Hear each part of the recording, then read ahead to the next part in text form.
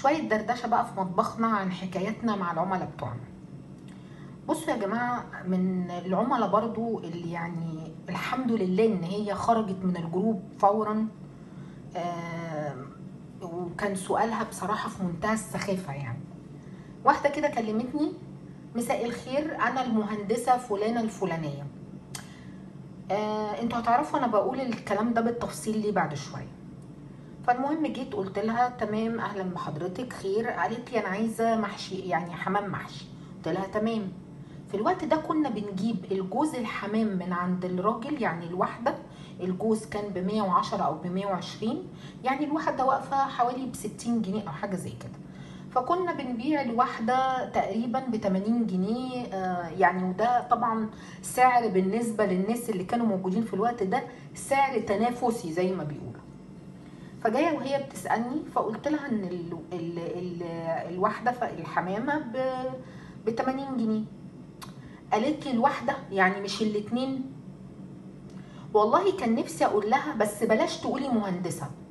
هو في الرياضه اللي انتوا درستوها، في كليه الهندسه وفي الحاجات اللي انتوا درستوها والكلام ده كله، ما قالولكوش ان انا لما اشتري حاجه ب 110 او ب 120 الجوز هبيع الجوز برضو ب 80 جنيه؟ بذمتك يا شيخه انت راضيه عن نفسك؟ لا، وكمان اتقمصت وزعلت وخرجت من الجروب. يعني بجد والله كان نفسي وهي خارجه يعني يكون في صوره قله وارميها وراها. يعني انت بجبروتك وبقله عقلك وبكل حاجه وحشه ممكن اقولها، لان الناس دي ما يتقالش عليهم غير كده، عايزاني اجيب حاجه ب 120 او ب 110، ده غير توصيلها، ده غير الشغل فيها، واعملها واظبطها وابيعها لحضرتك كمان ب 80 جنيه الاتنين؟ ابقى جايبه الاتنين ب 120 وابيعهم لك ب 80 جنيه؟ ليه؟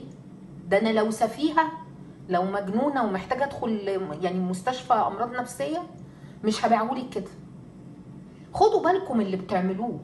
هو اللي على فكره انا بحكي الحكايه دي عشان عايزه اقول لكم حاجه، يعني ممكن انتوا ما تعجبكوش، بس على فكره الجشع مش موجود عند التجار بس، الجشع موجود عند بعض من العملاء.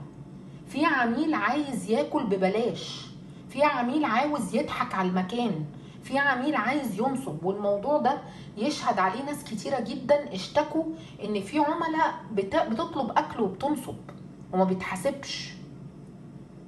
ويعني بجد يا جماعه اتقوا الله، دي لقمه بتدخل بطنكم وشقى ناس. شويه حمام يعني بيتعملوا، انتوا مش متخيلين اللي بيقف يعملهم ظهره بيتكسر قد ايه.